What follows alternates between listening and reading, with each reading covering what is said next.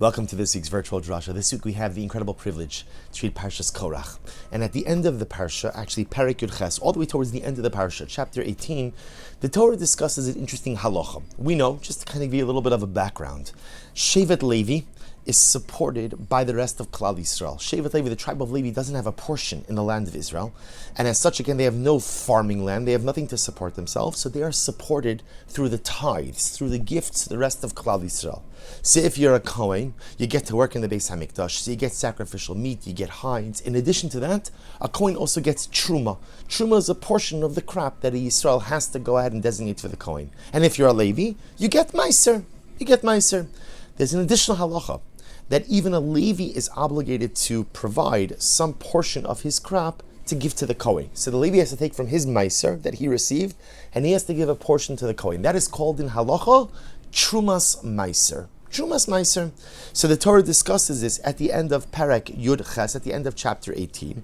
And in Pasach of Zayin, verse 27, chapter 18, the Torah says on a very simple level, V'nachshav lachem trumaschem, kedaga min hagoren, v'cham le'a min hayakev. Literally translated, I'll just quote you the translation, your gift. This is referring to the Trumas Meiser, the portion that the Levi gives to the Kohen. Your gift shall be reckoned for you like grain from the threshing floor and like the ripeness of the vat. And Rashi has his commentary on this as well. And Rashi explains, Trumas Meiser shalachem asur lazarim. So without getting into all the technicalities, essentially what Rashi explains is that the Trumas Meiser, which is the portion that the Levi separates out from his Meiser and gives it to the Kohen, that portion also has a level of sanctity, almost like Truma itself. The Lubavitcher Rebbe makes an amazing observation. Lubavitcher Rebbe writes, why does the Torah use the word v'nechshav lachem trumaschem? The portion, Levi, speaking to the Levi, the portion that you separate out from your Meiser to give to the Kohen, the Trumas Meiser, will be treated, will be thought of, v'nechshav, will be thought of as Meiser, have the sanctity of Meiser. And the Rebbe says something absolutely amazing, and I will quote you. He says, Mikan lamdu chazal, in the Gemara points out something very interesting, shebemachshava bilvat tiyeh truma. To get it technical for just a moment. We know, imagine for just a moment, I'm a Yisrael. I am a Yisrael. I'm a farmer. That's a jump. That's a leap, right? But I'm a farmer, and now I go ahead and I harvest my crop, and I'm going to separate some of my grain for truma for the Kohen. There's an opinion in the Gemara that says that even if you don't actively, physically, or even verbally designate, but you cognitively designate. So I have in mind that the northeast side of the pile should be truma.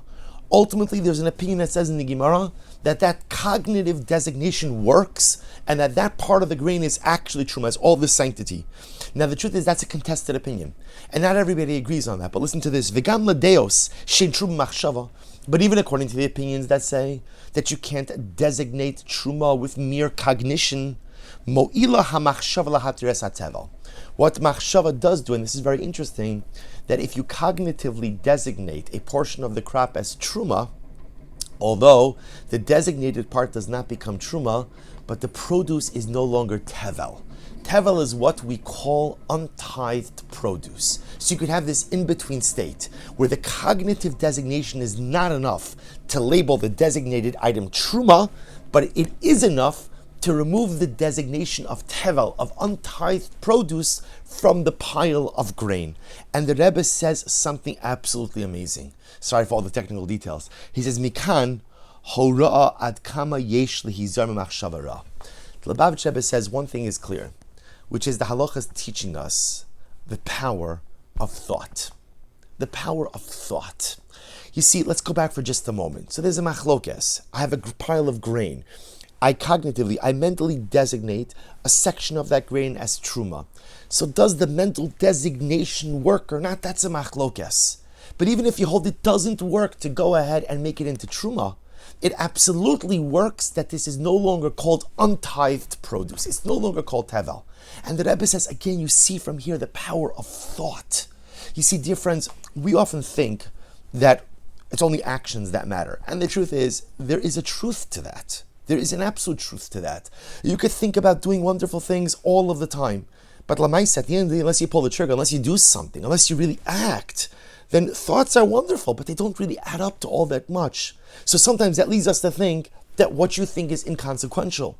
and it's only what you do that matters. But that's not true either. Thought has ramifications. Thought has importance. Thought may not carry the same weight as actions, but it doesn't mean that thought is unimportant. And that's what Rebbe is saying. That's Torah is conveying to us. V'nechshav lachem trumaschem. Even a thought about truma, has the ability to fundamentally change the identity of the crop, of the produce. Such is the power of thought. And I think this goes both ways. See, the Rebbe illustrates it in terms of how much a person has to be careful with machshavara, negative thoughts. And the truth is, negative thoughts can manifest themselves in a variety of different ways. I can have lustful, illicit thoughts, and we know, as Chazal tell us, that sometimes it's that lustful, illicit thought that paves the way for lustful, illicit actions. A person could have negative thoughts in terms of anger, animosity, hatred towards another. And you know, because we've all been there, when you carry around those feelings, it's like having a caustic agent inside burn you from the inside out. When you hold on to negativity, when you hold on to negative thoughts, it corrodes you from the inside. It ruins you from the inside until one day you wake up and you don't even recognize who you are. But I didn't do anything. There were no negative actions. The power of thought is that even negative thought fundamentally changes us from the inside out. But what is true in the negative is also true in the positive. Because at the end of the day, positive thought has such a profound impact on who we are as well. You know, there's a concept that if a person wanted to perform a mitzvah, but was prevented from doing so by extenuating circumstances, machshava kimaisa. A thought is like an action, but I didn't do the action. But having a thought to do something good, having a thought of Kiddusha, having a thought of holiness, a thought of mitzvah, that's meaningful also. That changes me also. Being the kind of person who wants to do good, even if I don't always act on it. Being the kind of person who wants to be holy or wants to be better, even if I don't actualize those thoughts. Again, you don't get credit for the actions if you didn't actualize the thoughts, but the thoughts have an impact on who you are also. Positive thinking makes us into positive people. Having a good outlook on life. A glass half full kind of outlook, an optimistic outlook, a positive outlook, to be the kind of person that looks for the good in others, that looks for the good in other situations. Actually, I haven't done anything different, but I look at the world differently. I think differently. That has an impact on who and what we are. Says the Lubavitch Rebbe Zecher Tzadik V'Kadosh Livracha, V'nechshav lachem trumaschem. That one phrase teaches us the power of thought. The power of thought on who we become. Think negatively, and you'll become a negative person, even if you don't do one negative thing. Think positively, see the world glass half full, have a desire, have a want, have a machshava for more Kiddusha, more holiness, more chesed. Have positive cognition, and that'll fundamentally change who you are. While it is true that we always have to work on our actions, and while it is true that we fundamentally have to work on our behaviors, but working on what we think about and how we think about things is just as important. Wishing everyone a good Chodesh and a beautiful Shabbos Kodesh.